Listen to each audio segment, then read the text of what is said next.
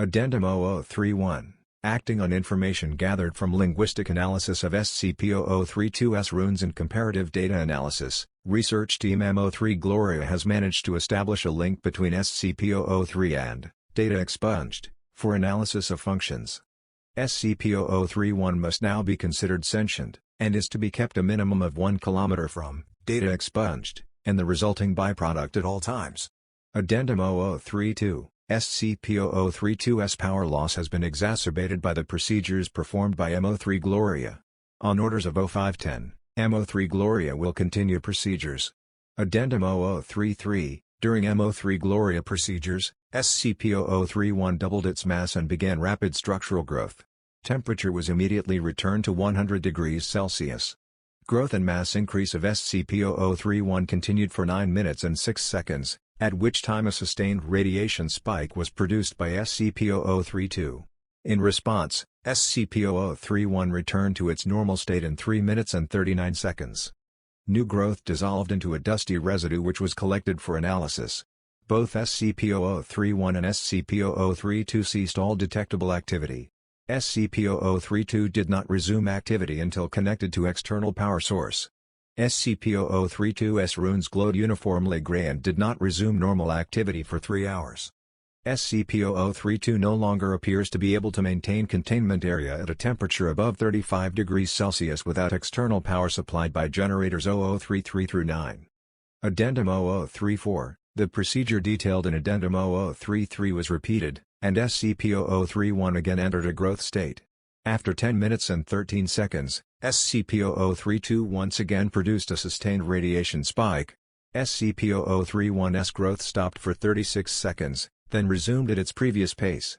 On quadrupling its mass, SCP-003-1 formed a coherent outer shell and body. After appearing to scan its environment and partially converting its environment, SCP-003-1 then breached containment, entering the observation gallery where 9 members of M03 Gloria were present. On physical contact with team members, SCP-003-1 encompassed them in rapidly grown appendages and stopped growth for 15 minutes. SCP-003-1 then resumed growth, and rearranged the component parts of the center of its form to the shape of a 3-meter-tall female humanoid, with peripheral tentacles shifting to extrude primarily from SCP-003-1's newly formed hair and spine. SCP-003-1 then produced rudimentary vocalizations in an apparent initial attempt to communicate with researchers. Data expunged. An unknown individual approached the compromised containment area in company of a full squad of agents. The individual claimed to be acting on orders of 0510 and attempted communication with SCP-003-1. Data expunged. Following this incident, Agent Jackson of M03 Gloria successfully restored power to SCP-003-2 and activated backup generators to return the temperature to 100 degrees Celsius. SCP-003-1 returned to its normal state in 21 minutes and 7 seconds, and was successfully recontained without incident.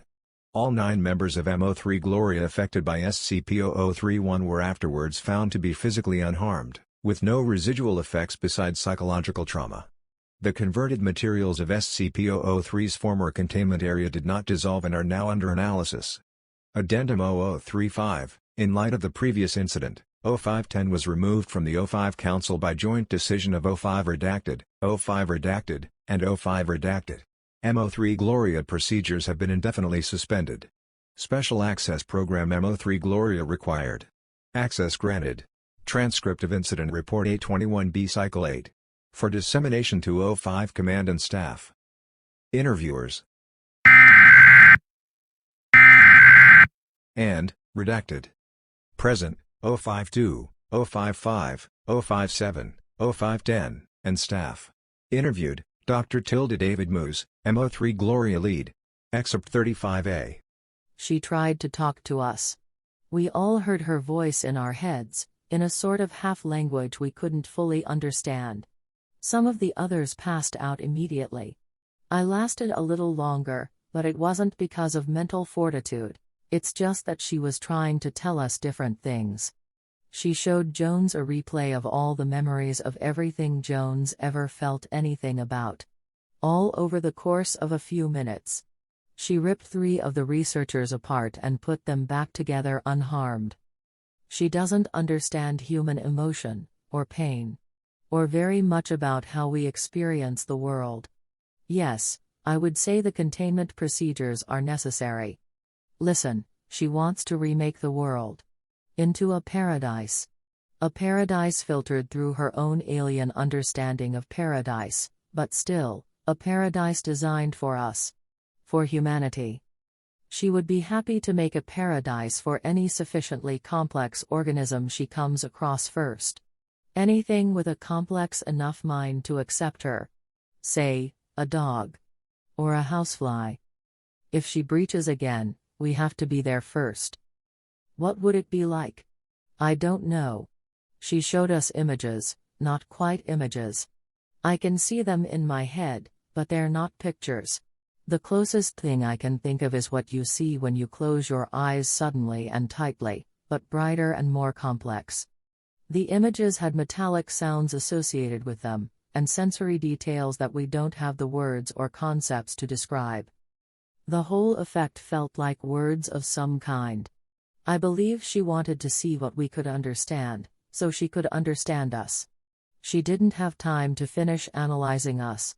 I don't know what would have happened if she had. End of document. Thank you for your time.